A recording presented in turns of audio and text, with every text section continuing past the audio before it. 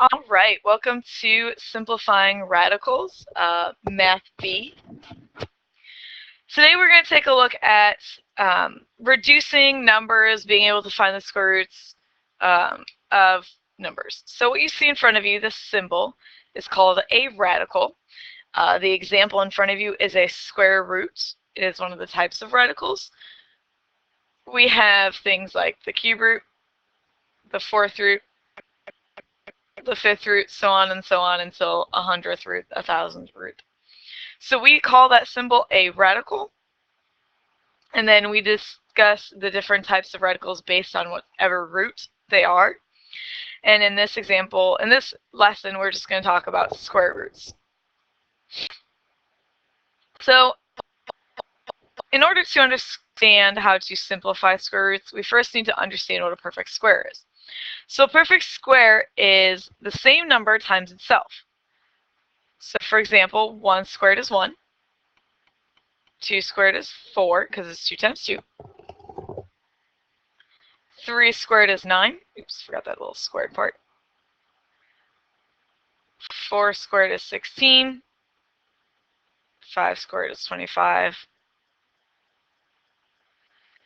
If you notice your pattern, the next one is going to be 6, 7, 8, 9, 10, 11, 12, 13, 14, 15, 16, 17, 18.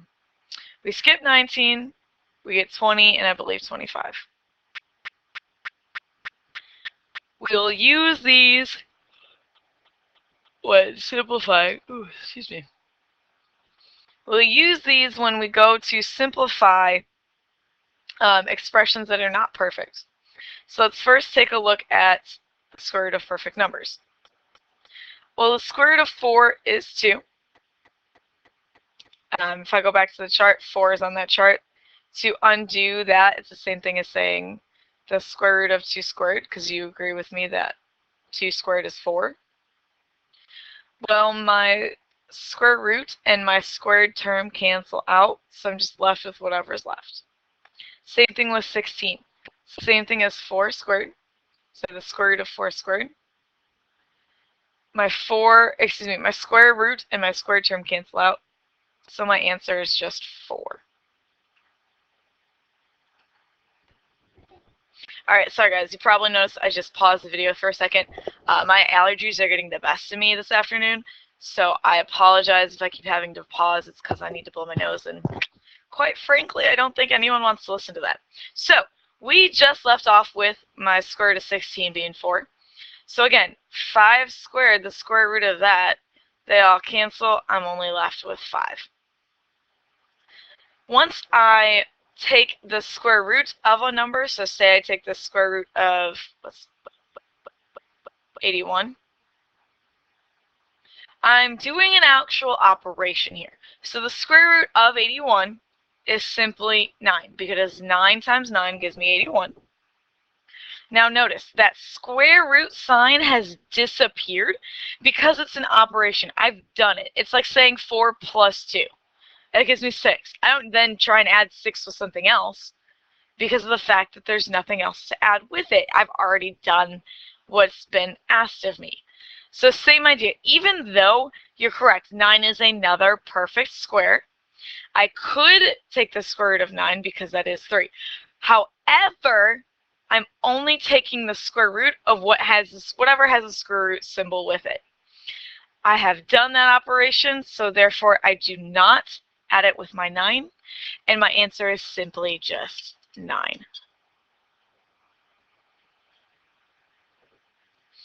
Okay, we're going to look at simplifying some numbers that are not necessarily perfect. Oops, not meaning to move that. Got some coffee on my screen. Alright, so let's take a look at the square root of 8.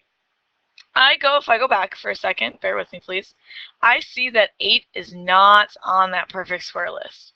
You're like, man, but it totally fit right between 9 and 4.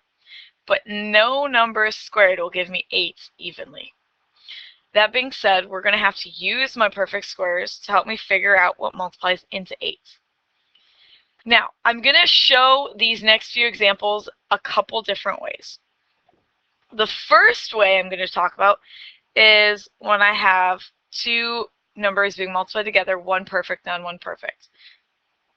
So if I go back to that list for a moment, I want to see what of my perfect square numbers, my typed numbers on here, multiply together to give me 8. Now, I'm not looking for the same number twice. I'm looking for one perfect number times another number.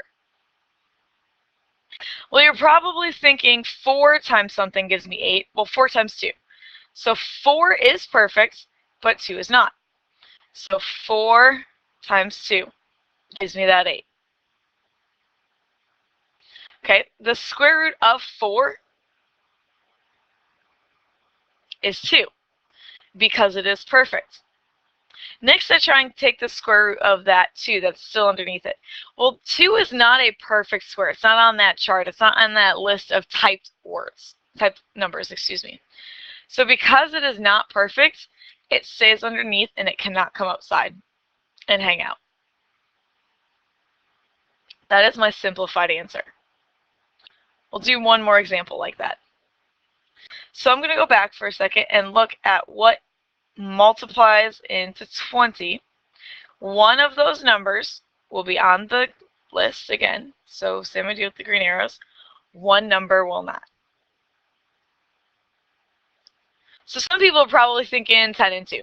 Well, neither 10 nor 2 are on that list. So I want to find another number, or another pair of numbers, excuse me, that multiplies to give me that 20. Did you come up with 4 and 5? So the square root of 20 is equal to the square root of 4 times 5. The square root of 4 is 2. 5 is not a perfect square, so he's just going to hang out underneath. That's my answer.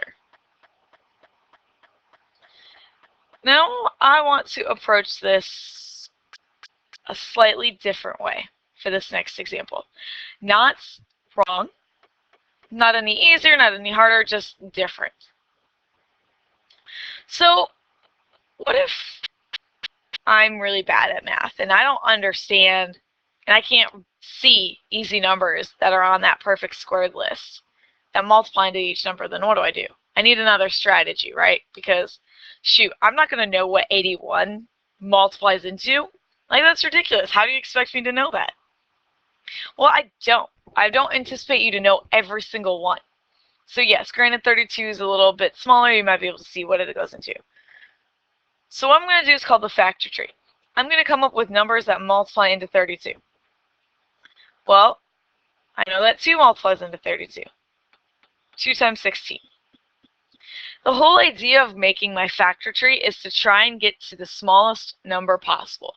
Numbers that only can be, you can only get those numbers by multiplying that number by 1.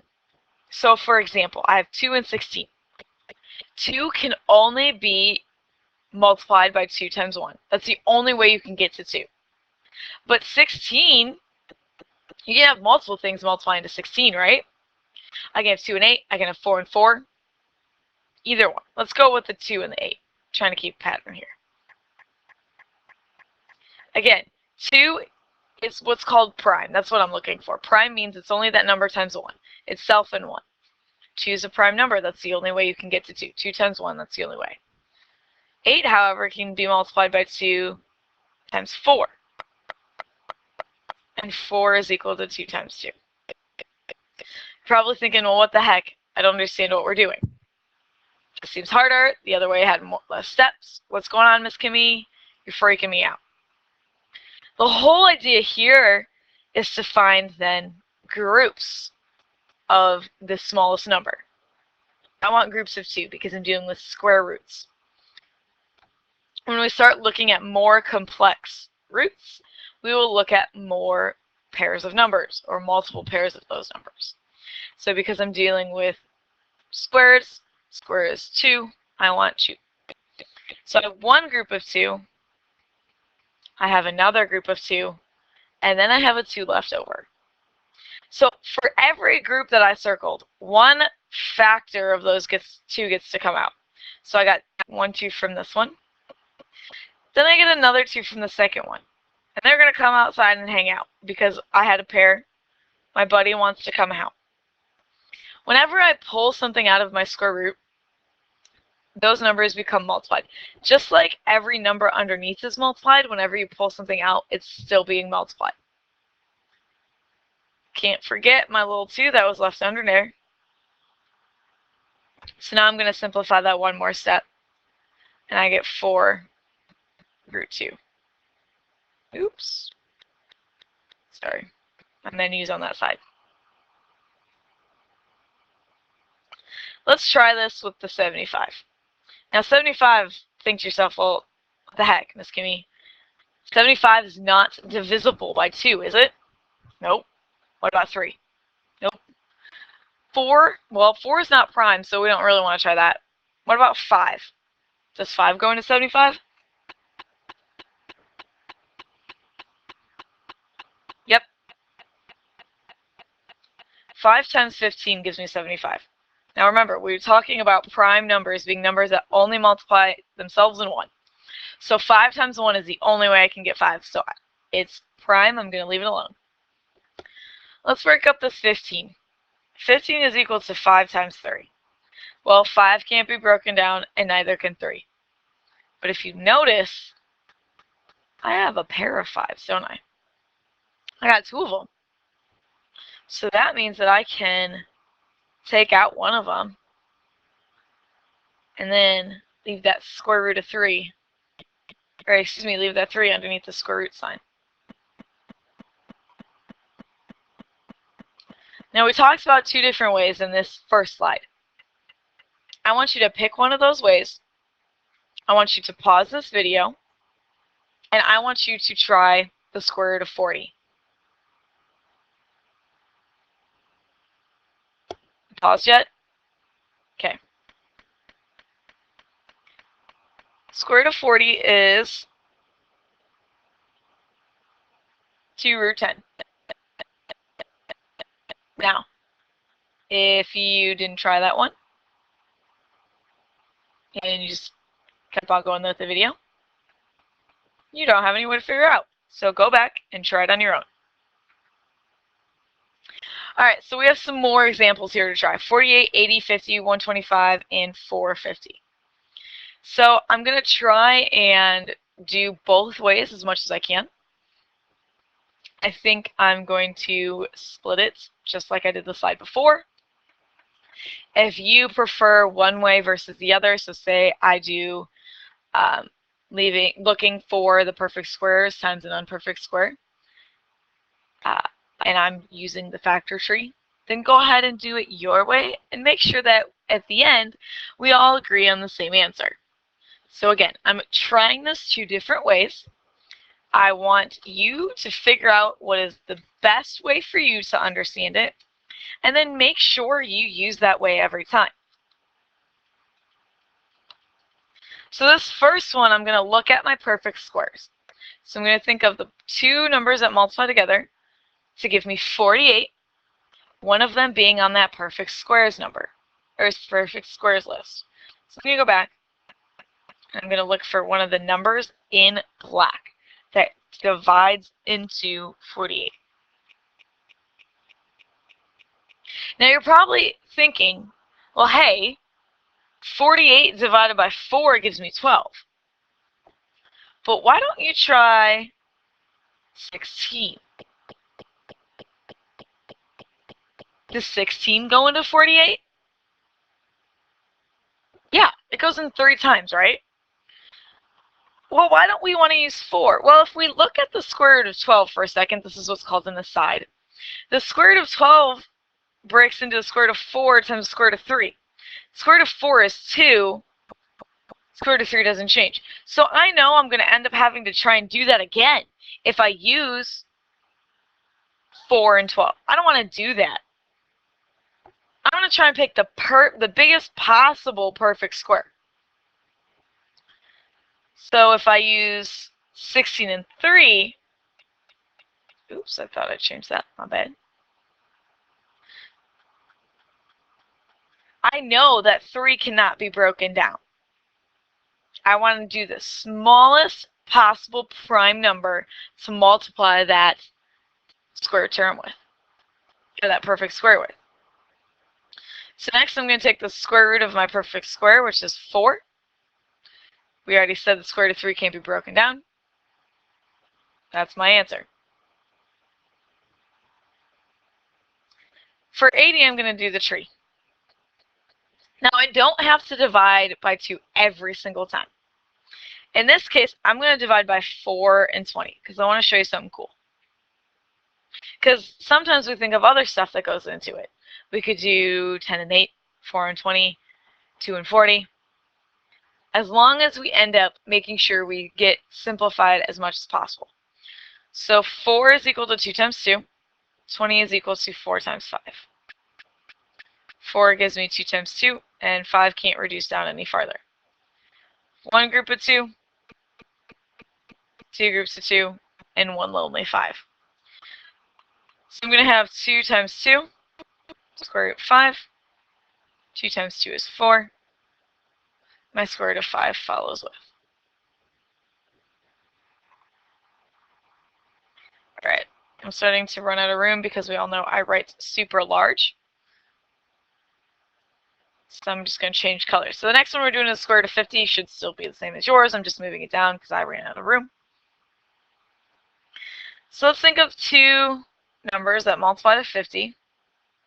One of them being perfect and one of them being imperfect or being prime. So let's go look at our chart. What multiplies into 50? Well, when I see 50, I try and think to myself quarters, right? Because guess what? A quarter, or 25, is perfect. So I know that 2 quarters gives me 50 cents. So 25 times 2 is how I get to 50. 25 is perfect. The square root of 25 is 5. That square root of 2 just follows with.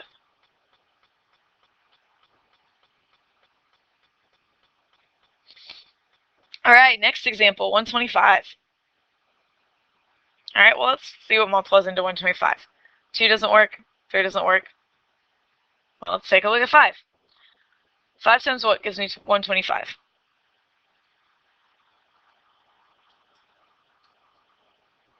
25. 5 can't be broken down. 25 is 5 times 5. Hey, look, I got my group of 5. So I have 1 5 come out, 1 5 hang underneath. My answer is 5 root 25.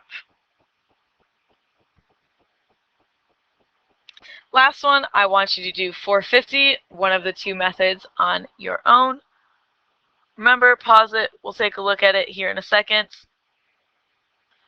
We will talk about the answer together.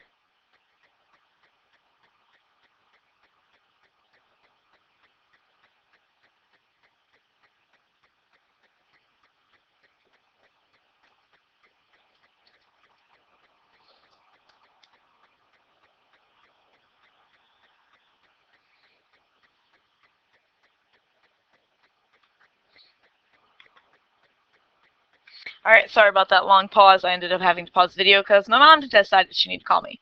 So, again, I'm sorry about that. So we're taking a look at the square root of 450. Do we all agree that we end up getting 15 root 2? Excellent. So here's a little quick review. Again, there's 2 different ways. One way is to multiply the perfect square times the factor, and then you take the square of the perfect square, that's the answer, times that other factor. Or you can do the factor tree.